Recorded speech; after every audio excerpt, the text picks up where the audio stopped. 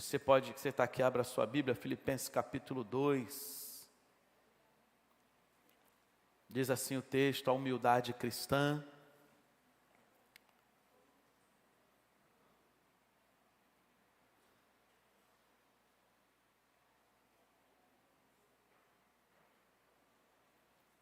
Filipenses capítulo 2, versículo 1.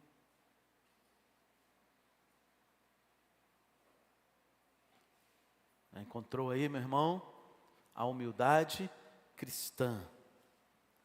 Se por estarmos em Cristo, nós temos alguma motivação, alguma exortação de amor, alguma comunhão no Espírito,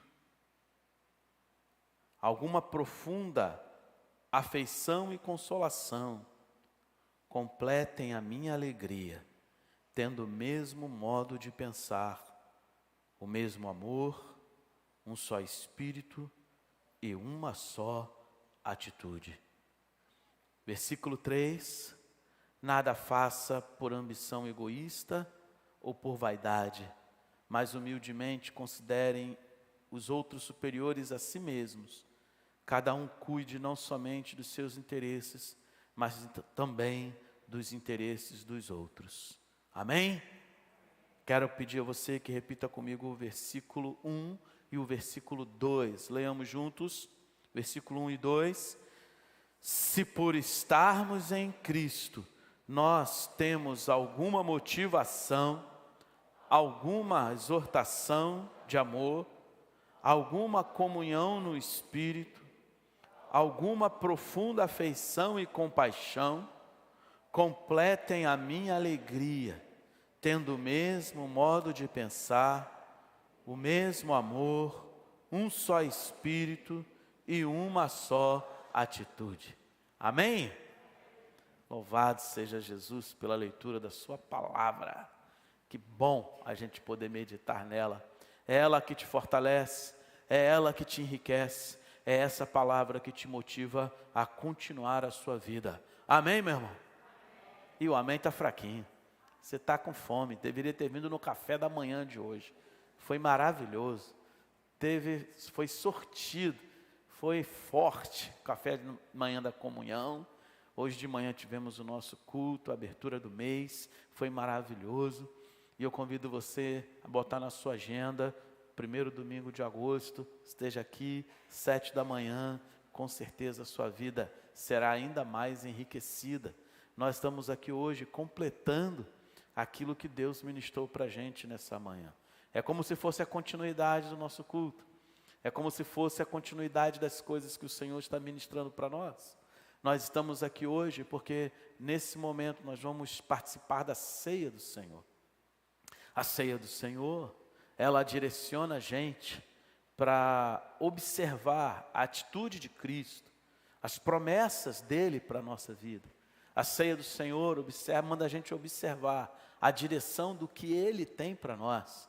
E Ele falou na ceia dele que Ele um dia voltaria. E Ele voltaria para levar os que são seus, a igreja de Cristo, o corpo de Cristo, a sua noiva. E nós deveríamos fazer isso. Comer do pão, beber do cálice e sempre lembrar dele. Porque um dia Ele voltaria para levar não uma igreja institucional. Dentro de uma igreja como aqui nós estamos, ela pode ter muitas pessoas que são membros de uma igreja institucional, mas não são membros do corpo de Cristo. São membros de uma igreja evangélica, mas não são membros do corpo de Cristo, da noiva do Cordeiro. Por quê? Porque ser membro da noiva do Cordeiro passa por ser membro de uma igreja institucional, está em comunhão com uma igreja local. Sim, passa por isso, mas é muito mais do que isso. Tem algo a ver com o agir do Espírito Santo de Deus no coração daquela pessoa. E o nosso tema desse mês de julho é justamente nessa direção. Uma pessoa salva em Cristo, ela vive aquilo que Jesus orou para que nós fôssemos. Jesus, em João capítulo 17, orou para que fôssemos um. Para que como Ele e o Pai eram um, a igreja também fosse uma. Uma como? Uma como? E é justamente isso que Paulo escreve aqui em Filipenses capítulo 2.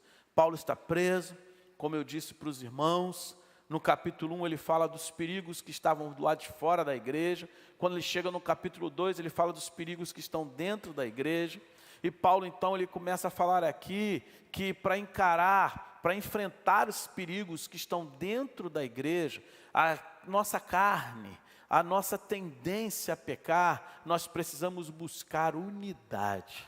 O avançar da igreja é um avançar não desordenado, é um avançar ordenado, é um avançar coordenado, é um avançar em unidade. E como igreja, nós temos avançado e muito. Amém ou não amém?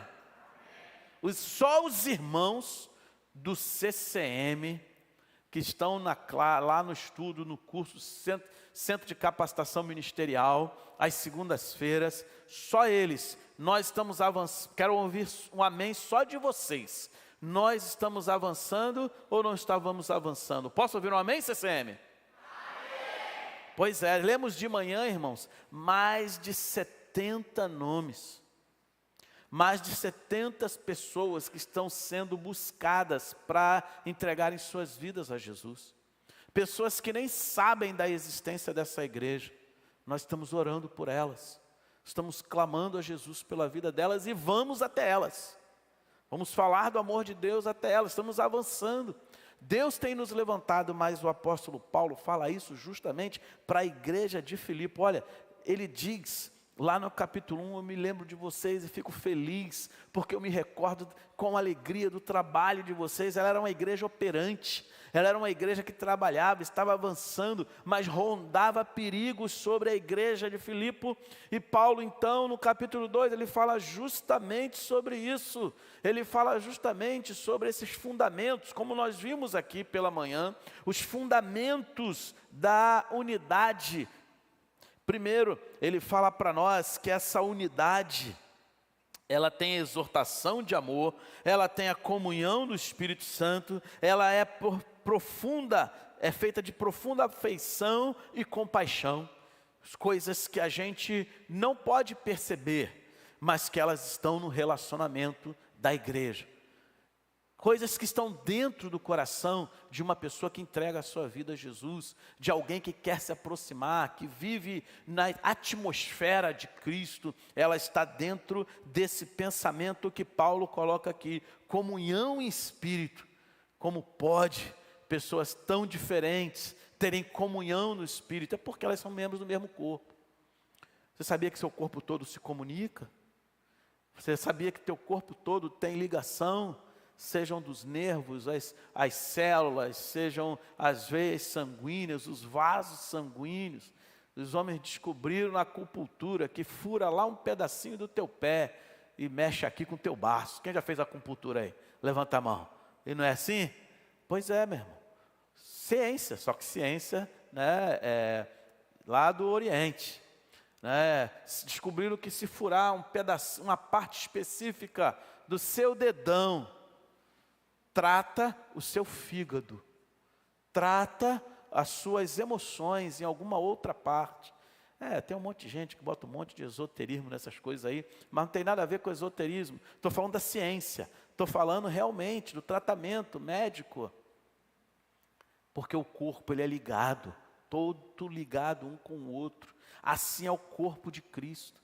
O corpo de Cristo, ele é todo ligado um com o outro, e quando alguém não cumpre o seu papel, fica como vazio, um vácuo dentro do corpo. Porque deveria viver assim, porque deveria ter comunhão em espírito, mas fica faltando, fica deficiente, fica doente, fica falho. Paulo, então, ele continua falando para a igreja, que ele diz sobre essa questão, é importante ter unidade. Mesmo uma igreja comprometida com apoio missionário a Paulo, ela estava passando por perigo. Você pode ser alguém com o coração comprometido, você pode ser alguém com um espírito verdadeiro. Não, eu quero fazer a obra do Senhor, mas Satanás pode usar coisas do seu coração para fragmentar a unidade. Ele pode agir na sua vida para impedir, de acordo com as suas falhas, de acordo com as suas dificuldades pessoais. Ele pode agir na sua vida dessa maneira para poder semear divisão, para poder semear discórdia. Paulo, então, no versículo 2, ele fala algo muito especial, como lemos aqui. Ele diz assim: completem a minha alegria. Repete aí o pedido de Paulo à igreja de Filipe. Vamos lá? Só essa frase, vamos lá? Completem. Amém. Completem. Caminhem mais. Não parem aí. Vão adiante. Continuem nesse pensamento de unidade, de comunhão. Continuem, não parem, porque Satanás quer impedir. Como que a gente vai completar? Como que a gente vai continuar nesse projeto de Deus para a nossa vida de unidade? Paulo fala aqui: completem a minha alegria, tendo o mesmo modo de pensar. Repete aí só essa frase: tendo o mesmo modo de pensar. Vamos lá? Tendo o mesmo modo de pensar. Certa neurocientista, ela fez algumas pesquisas. E eles descobriram que há ligações, eles falam as expressões aí cerebrais, né, com pessoas muito ligadas uma com a outra.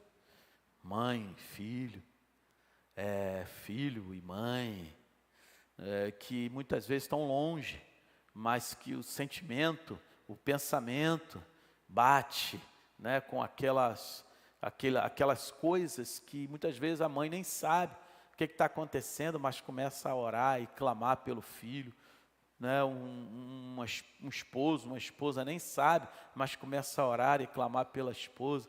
Segundo os neurocientistas, isso tem ligações cerebrais e uma série de coisas, e eu não sei disso, não quero falar sobre essas questões científicas, mas eu fico pensando aqui, como é que Paulo fala para uma igreja composta por muitas centenas de pessoas ter o mesmo modo de pensar? Isso é impossível, irmão.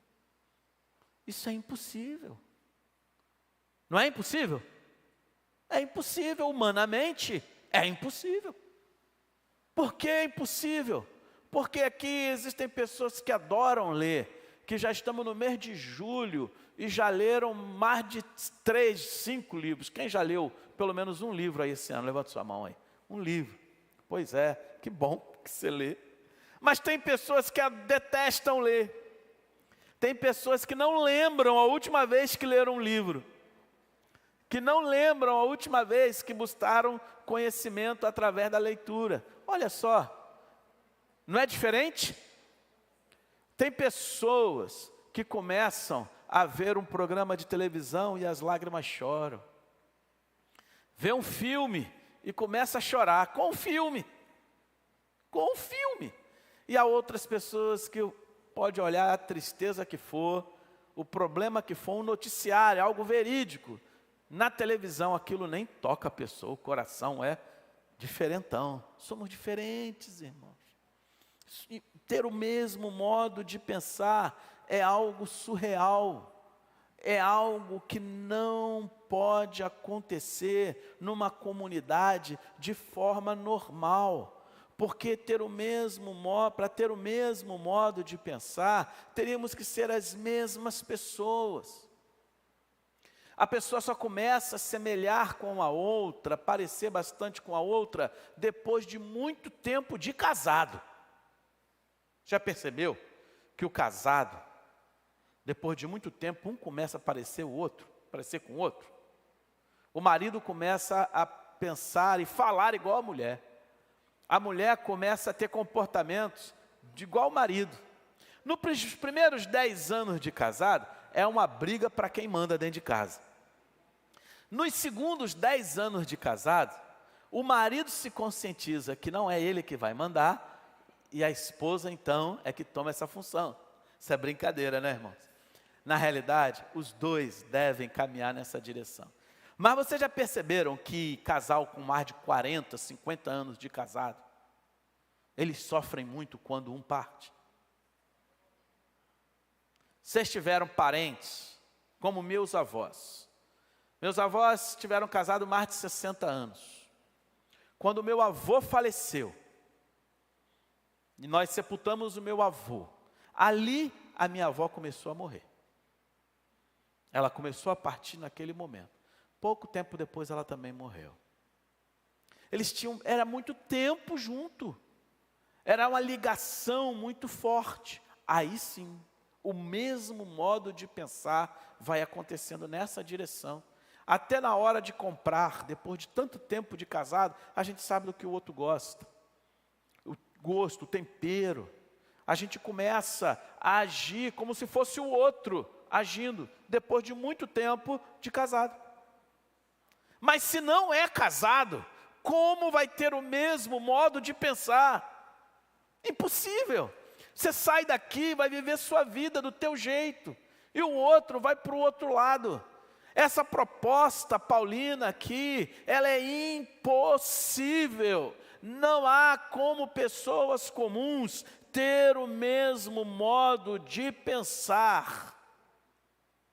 Mas a igreja, ela é diferente. Ela não é composta de pessoas comuns. Você é diferente. Amém, igreja? Por que você é diferente? Porque os salvos em Cristo são diferentes. Os salvos em Cristo são diferentes, porque há neles um Espírito de Cristo. Há em você o Espírito de Cristo. Esse Espírito de Cristo, ele traz algo que você não tem, chamado unidade.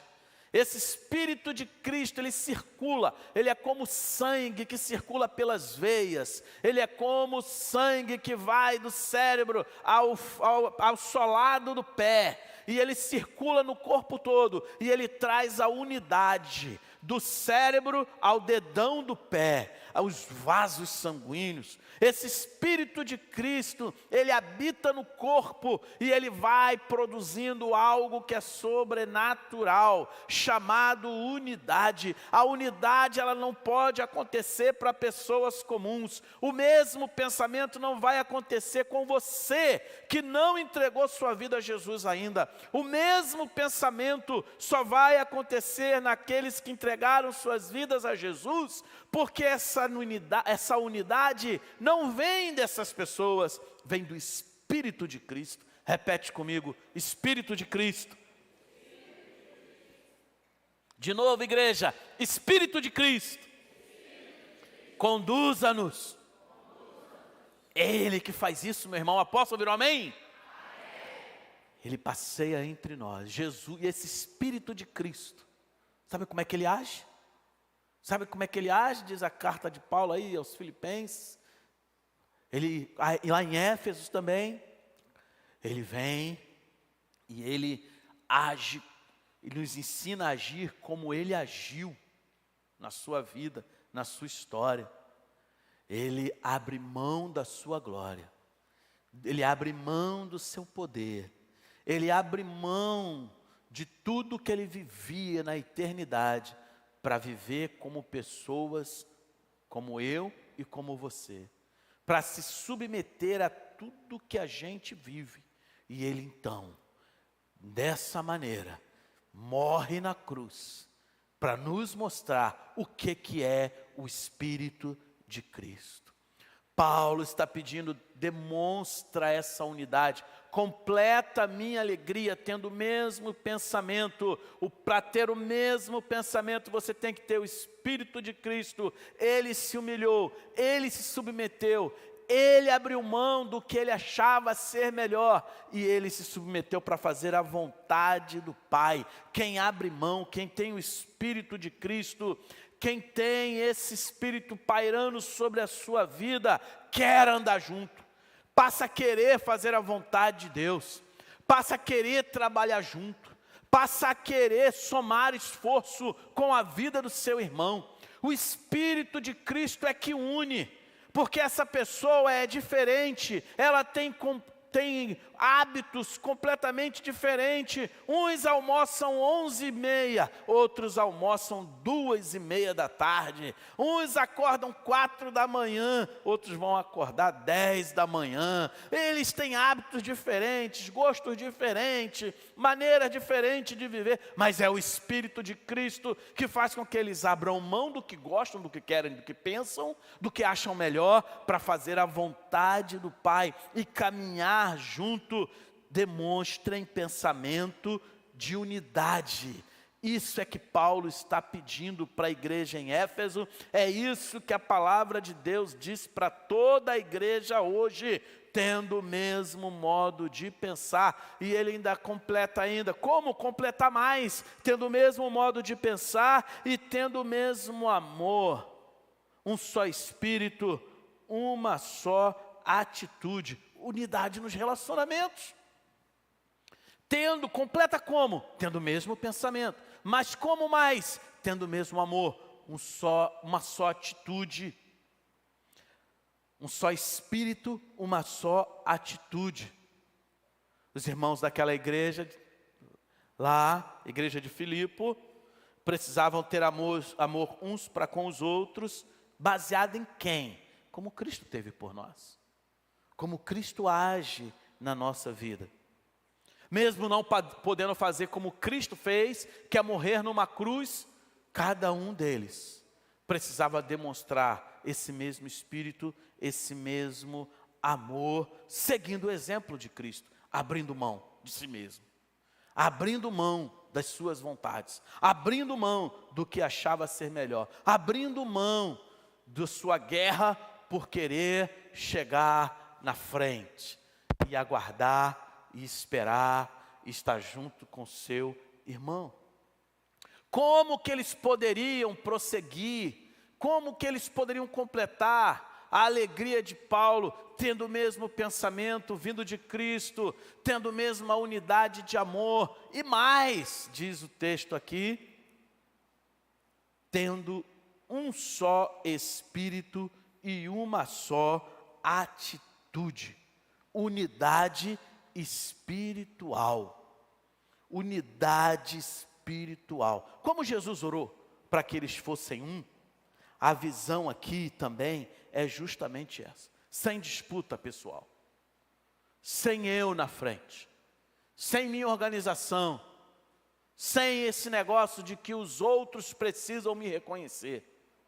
Sem essa visão de que eu preciso ser visto e eu não sou reconhecido. A proposta aqui é que tudo isso caia. A proposta aqui é que tudo isso água abaixo e que você esteja debaixo da graça, da visão que Jesus deu aqui para essa igreja e para a nossa também. A igreja é onde um coopera com o outro.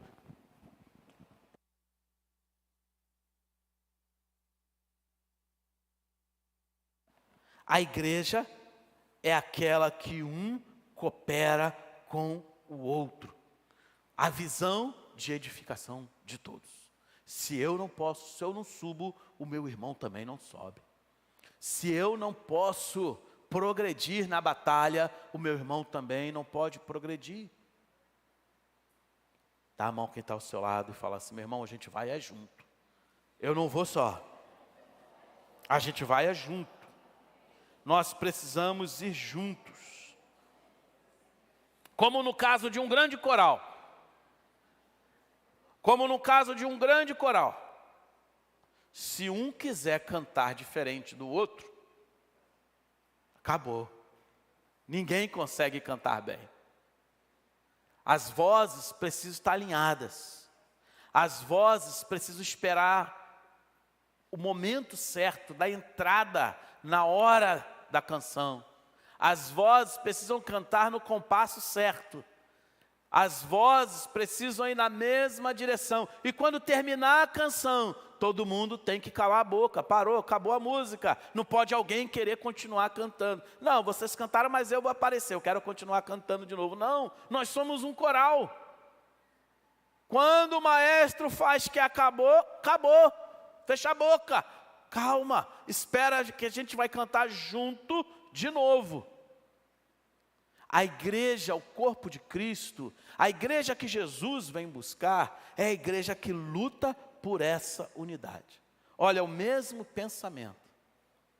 Olha, a mesma unidade espiritual. Olha, a mesma unidade de sentimento.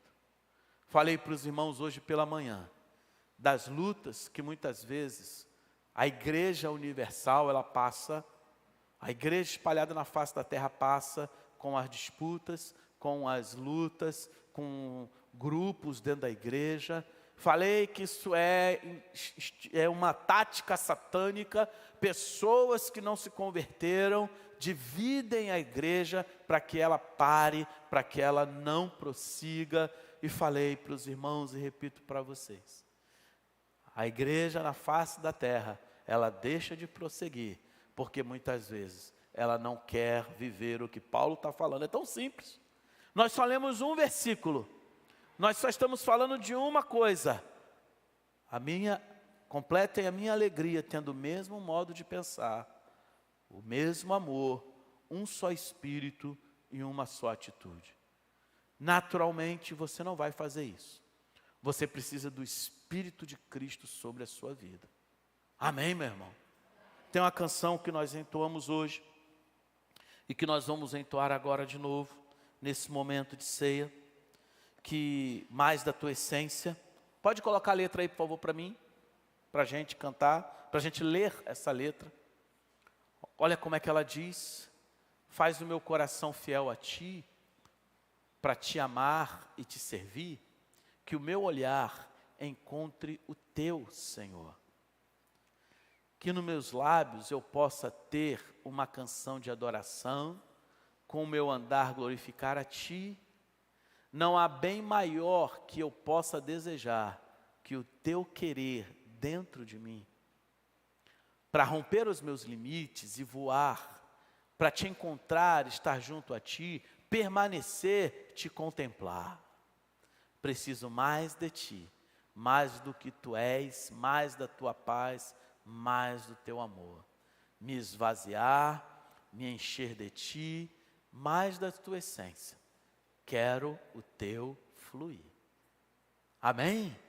Você percebeu como é que a ideia do autor dessa canção é justamente a ideia do que Paulo está falando aqui?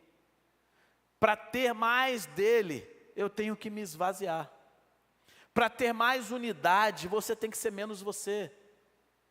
Como também aquela outra canção, mais de ti, menos de mim. A letra é só isso. E também fala na mesma direção. Quanto menos de nós existe e mais do Senhor existe dentro de você, mais o momento da ceia é real. E a unção do Senhor vai derramando sobre nossas vidas. Amém, querido? Eu desafio você nessa noite a você pedir: Senhor, eu quero mais de ti. Eu quero mais desse milagre. Mais desse milagre na minha vida. Mais unidade no meu coração. Eu quero que esse milagre aconteça aqui, ó, o mesmo pensamento. Eu quero que esse milagre aconteça aqui, ó, o mesmo sentimento. Eu quero que esse milagre aconteça no meu dia a dia. Me ajuda. Ajuda-nos como um corpo a crescer assim. Que as minhas lembranças ruins, que as minhas mazelas, que as minhas fraquezas, nada disso me impeça. Que nada disso seja empecilho para que a tua igreja avance em unidade. Amém, meu irmão? Eu queria convidar, enquanto os irmãos do louvor estão vindo aqui, nós vamos cantar mais da sua essência. Eu quero convidar você a baixar sua cabeça, fechar os seus olhos. Queria convidar os diáconos também para virem aqui. Nesse final de reflexão, de mensagem,